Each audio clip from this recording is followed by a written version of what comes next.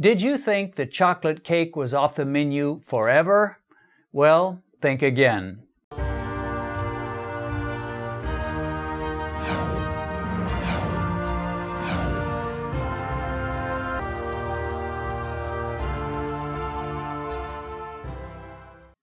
When you finally get the revelation that sugar is an absolute nightmare for your glucose levels, it can be kind of depressing.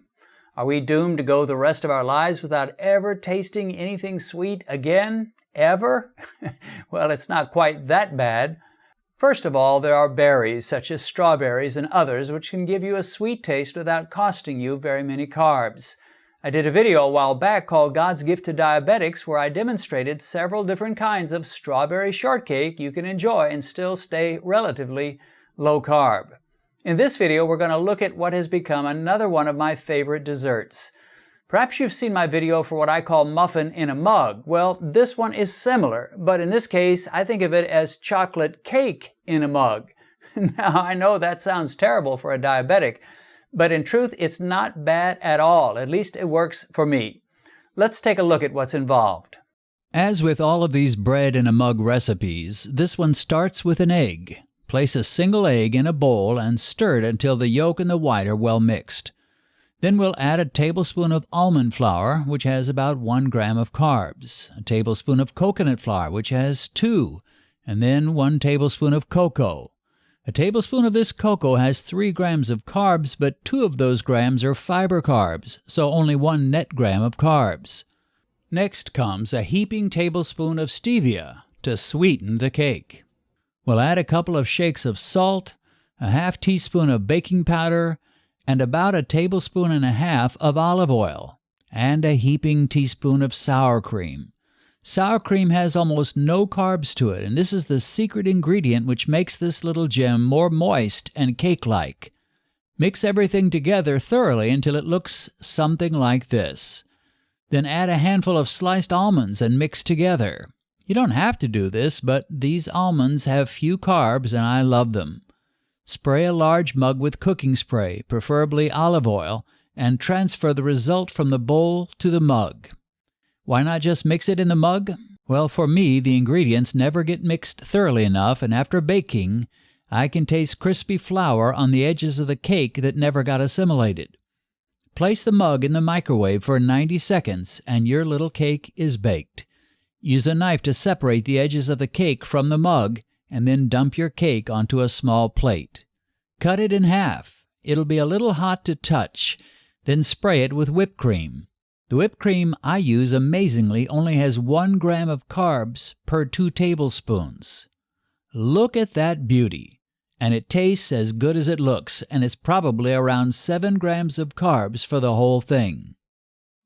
I just tested my blood sugar an hour after eating my little chocolate cake and whipped cream. It was 101 before eating, and it was still at 101 an hour after finishing.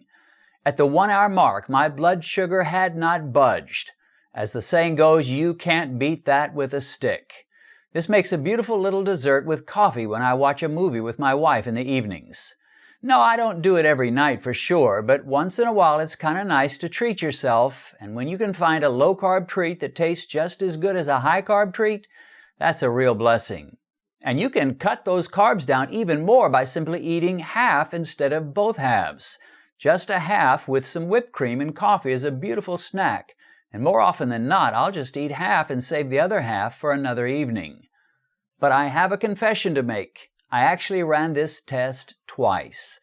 I did it last night, and 1 hour after eating, my peak was at 141. I was shocked. What was the difference this morning? Well, all the ingredients were the same, but last night I added one of these babies. This is a Russell Stover sugar-free chocolate.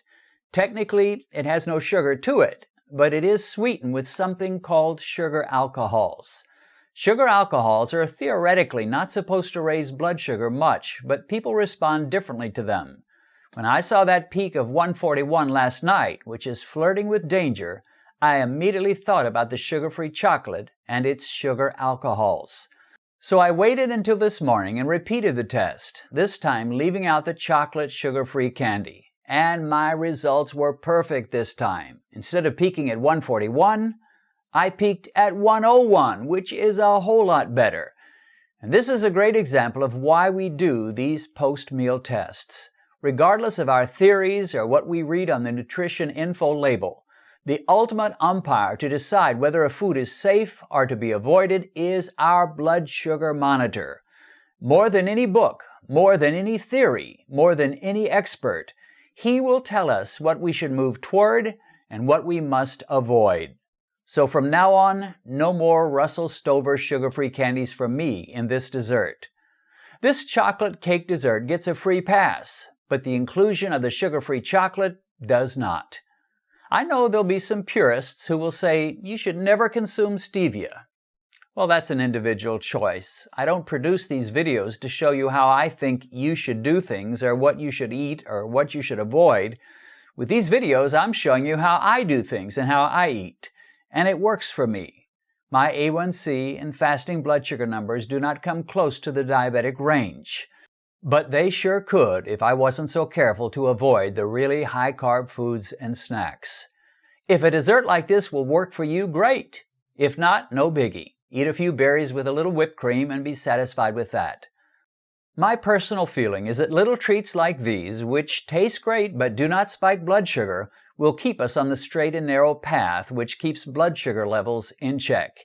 If we refuse to allow ourselves any treats, ever, I think many people would fall away from the low-carb diet entirely and go back to the really bad stuff. As it is, I don't feel the least bit tempted to go back to the diet that brought me to the precipice of diabetes. In fact, I'm more motivated than ever to watch my carbs and test my blood sugar and get my glucose levels down lower than they are. Well, I hope you found this helpful and that you'll give it a try. I know you'll love it. And feel free to experiment with different ingredients. If you liked the video, give it a thumbs up so that YouTube will recognize its value and promote it in their recommended video lists. And consider subscribing and then click that little bell icon so that you'll be notified every time we post a new video. That's it for now. God bless, and see you in the next video.